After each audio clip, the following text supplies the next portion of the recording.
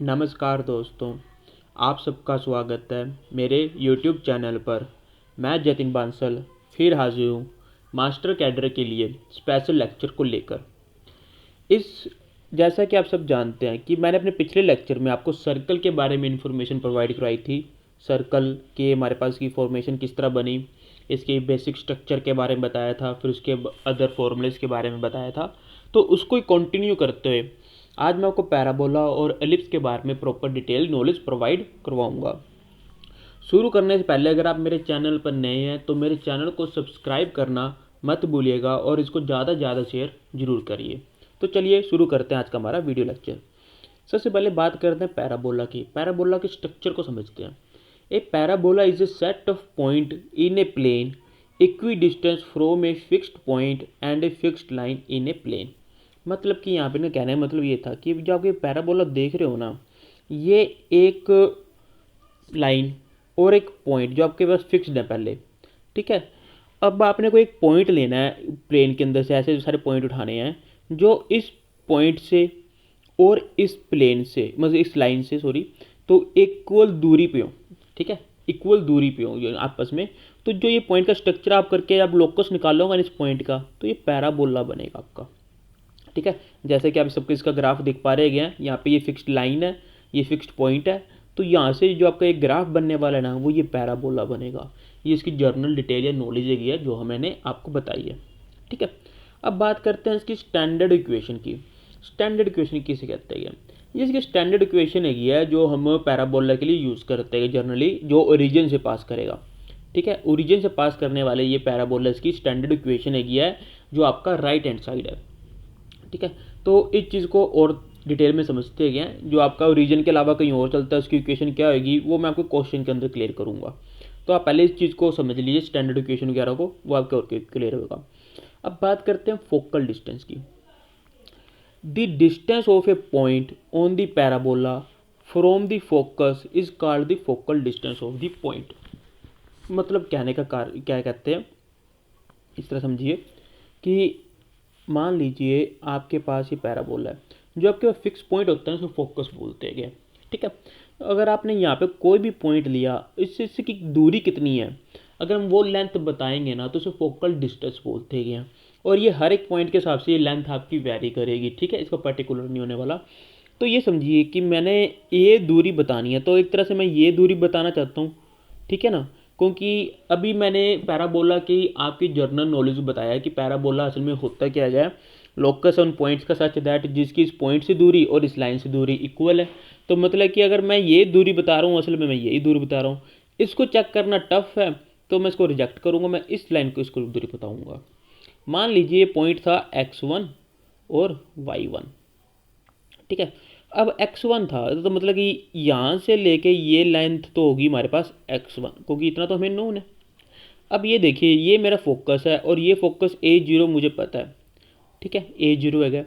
A0 होने का मतलब ये यहाँ से मेरा फोकस A0 है, तो इसकी इस पॉइंट से इतनी दूरी है, ठीक है। ये 0 0 से दूरी देखिए, इसकी 0 0 से दूरी अगर A है तो इसकी यहाँ से दूरी भी A होगी, क्योंकि बाय डेफिनेशन ऑफ पैराबोला यहाँ पे मैंने 0 0 से दूरी चेक करी है। 0 0 से ये फोकस की दूरी कितनी है, A0।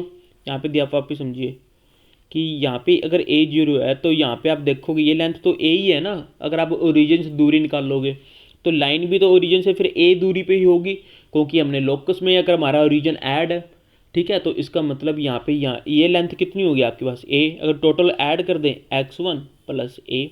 क्लियर है? इसको थोड़ा वापस बनाता हूँ और क्लियर होगा। जैसे कि यहाँ पे मेरा x1 पॉइंट था, ये मेरा फोकस था, ये लाइन थी, इसकी मैंने दूरी बता दी A। यहाँ से जो दूरी थी वो था मेरा x1, मैंने टोटल इसकी लाइन बतानी थी, और ये दूरी और आपस में ये दूरी सेम है, इन दोनों को ऐड कर दो तो मेरे पास मेरी उसकी रिक्वायर्ड लेंथ आ जाएगी जो मैंने बताना है, ठीक है। समझ क्लियर है?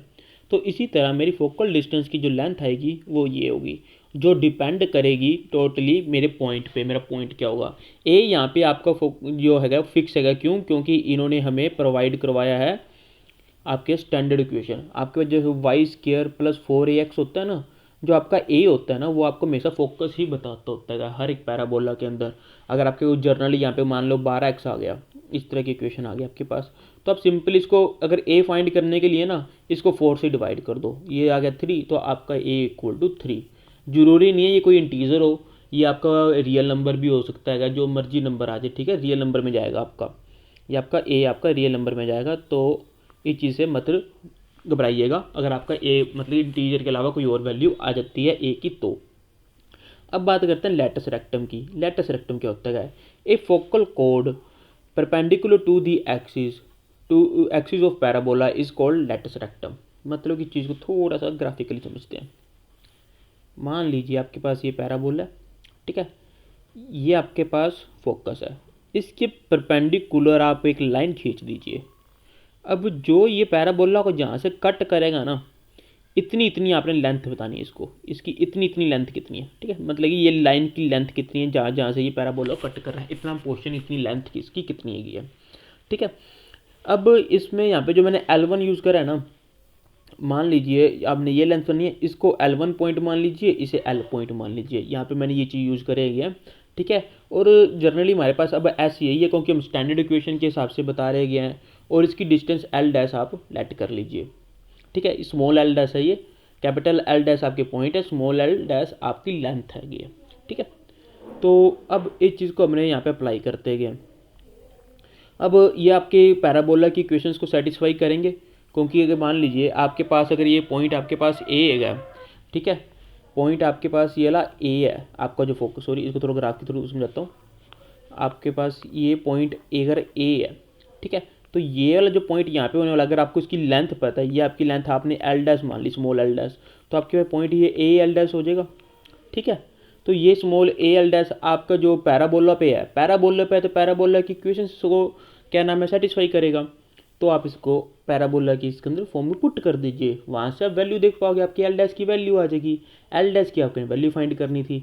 अब एल डैश देखिए, जो एल डैश थी ना मैंने लेट करी थी, जो एल डैश लेट करी थी वो सिर्फ इतनी लेंथ मैंने लेट करी थी एल डैश को, स्मॉल एल डैश को मुझे बतानी इतनी है, ठीक है।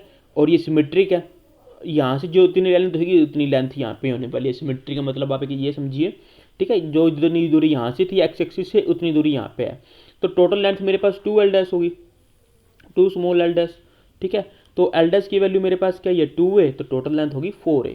तो इसका मतलब जो स्टैंडर्ड इक्वेशन पढ़ते हो ना उसके अंदर 4 है जो होता है आपके पास, वो आपके पास उसकी लेंथ ही होता है, ठीक है। और साथ ही साथ जो आपकी लेटस रेक्टम की इक्वेशन बनने वाली है वो ये बनेगी x minus a is equal to 0। चेक करिए आपके पास यहाँ पे ये चीज़ है, ये A0 पॉइंट है, इससे पास करने वाली लाइन की इक्वेशन क्या है कि ये मैंने आपको स्ट्रेट लाइन के अंदर बताए हुए है, आप चेक कर सकते हैं।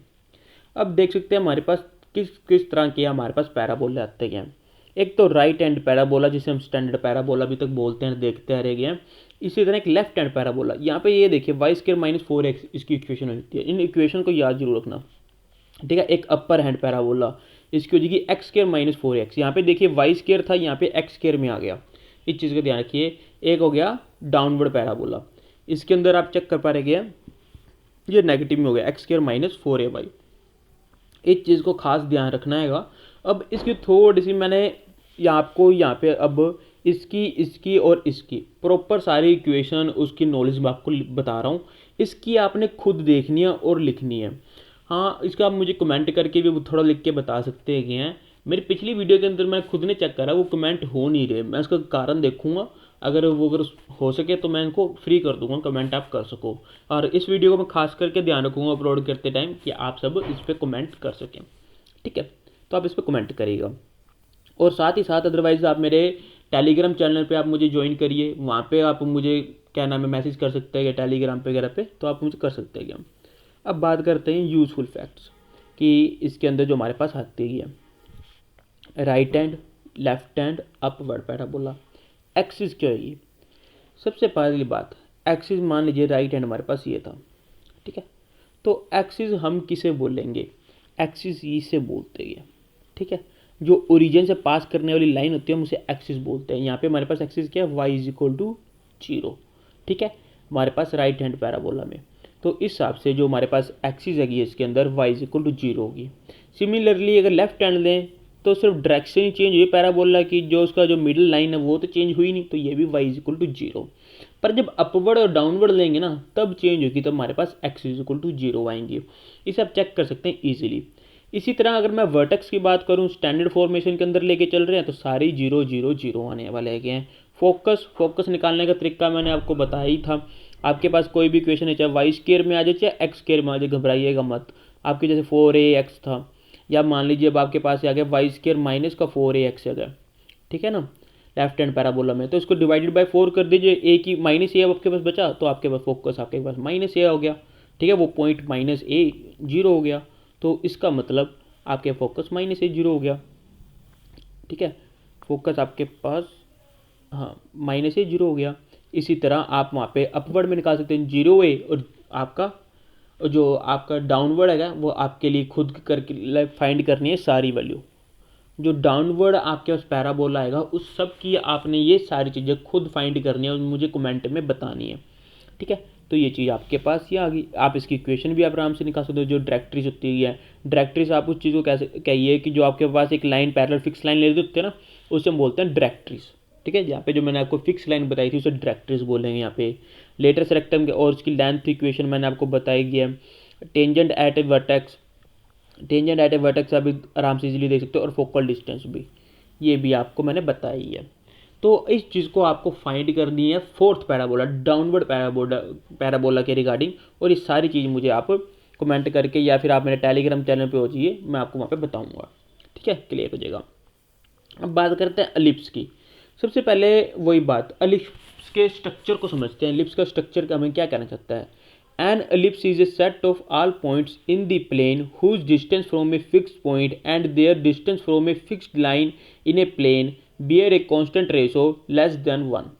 मतलब कि आपके पास ये अगर एलिप्स बनेगा सेट ऑफ उसका रेफरेंस पॉइंट, यहाँ पे मान लीजिए आपके पास कोई फोकस है, यहाँ पे दो फोकस निकलेंगे और दो लाइनें निकलेंगी, ठीक है, कि मतलब कि इसके अगर आप यहाँ पे पॉइंट्स लेंगे जितने भी सारे लेंगे, अगर इनका और इसका आपस में लेंथ का रेशो लोगे वो हमेशा लेस देन 1 आना चाहिए, जिसे हम इंसेंट्रिसिटी बोलेंगे, ठीक है। चाहे यहाँ पे और यहाँ पे, मतलब आप देख पा रहे हो आधा एलिप्स का कैप्चर कर मतलब कट कर देना, आधा साइड आपने वहाँ लेना, आधा यहाँ लेना है, तो आपके यहाँ पे डायरेक्ट्रिस भी 2 बनने वाली है, फोकल पॉइंट भी आपके यहाँ पे 2 बनने वाले हैं इसके अंदर, एलिप्स के अंदर, ठीक है। इस चीज़ का ध्यान रखिएगा।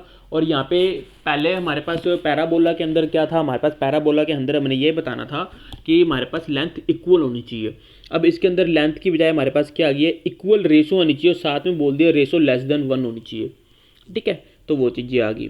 अब हमारे पास जो स्टैंडर्ड इक्वेशन बनने वाली है ना एलिप्स की, वो ये होगी x square minus a square plus y square minus b square equal to 1। जहाँ बी स्क्र की वैल्यू आपको ध्यान देने वाली बात है, बी स्क्र काफ़ी अहम वैल्यू है। B square is equal to a square into 1 minus e square. अब यहाँ पे देख पा रहे जो ई है इंसेंट्रिसिटी की है।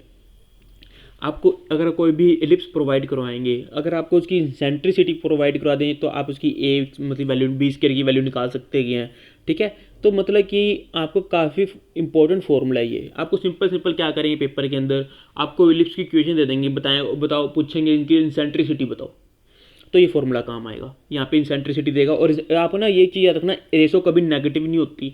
ये ई स्क्वायर में सोल्व करोगे ना, एक प्लस माइनस के अंदर आपका आंसर आ सकता है, ठीक है। तो आपने पॉजिटिव वाला लेना, नेगेटिव वाला आंसर नहीं लेना, ठीक है। रेशो है, रेशो आपने पॉजिटिव बताओगे, ठीक है, नेगेटिव नहीं बता सकते, क्योंकि आपकी दो डिस्टेंस की रेशो की है और डिस्टेंस हमेशा पॉजिटिव होते गए। इस चीज़ को ध्यान रखना, ठीक है। और जो आपका ओरिजिन होने वाला है उससे हम कह लेंगे एलिप्स का सेंटर। जैसे यहाँ पे ये इसका बीच का ओरिजिन है, तो इसे हम कहेंगे एलिप्स का सेंटर। जिस तरह सर्कल का सेंटर होता है इसका एलिप्स का सेंटर होता है। आप इसको ग्राफ के थ्रू देख सकते हैं, ठीक है।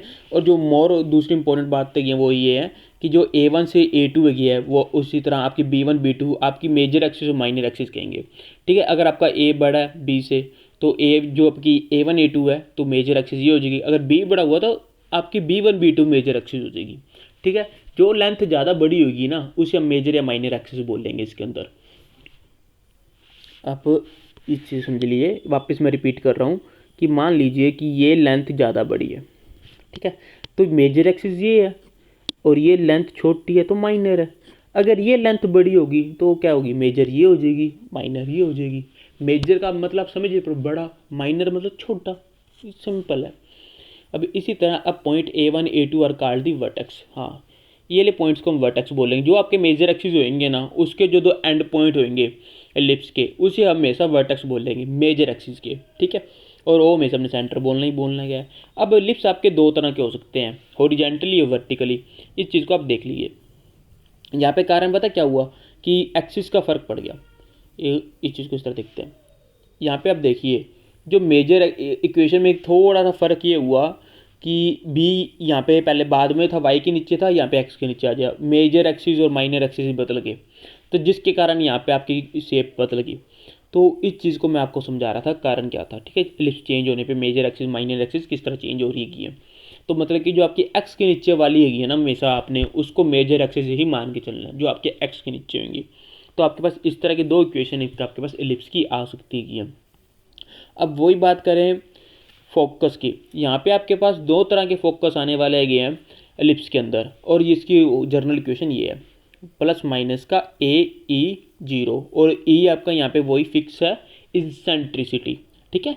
जो आपके पास कांस्टेंट रेशो आने वाली है वो आपकी इंसेंट्रिसिटी जिसे हम बोलेंगे, वो मल्टीप्लाई में होगी यहाँ पे A के साथ, ठीक है। तो वो आपके पास यहाँ पे आ जाएगी। और साथ ही साथ आप जो डायरेक्ट्रिक्स है उसकी इक्वेशन भी निकाल सकते हैं, ठीक है। डायरेक्ट्रिक्स की इक्वेशन आपकी ये वाली बनने वाली है। आपकी यहाँ पे डायरेक्ट्रिक्स की इक्वेशन दो आएंगी, क्योंकि आपके पास यहाँ पे दो डायरेक्ट्रिक्स की है।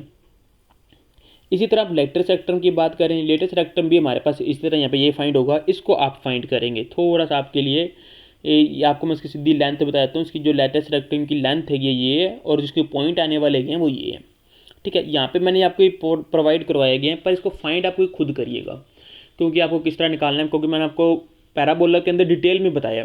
तो आप उसे थोड़ा सा यहाँ पे अप्लाई करके देखिए कि आपको कितना समझ आया, कितना समझ नहीं आया।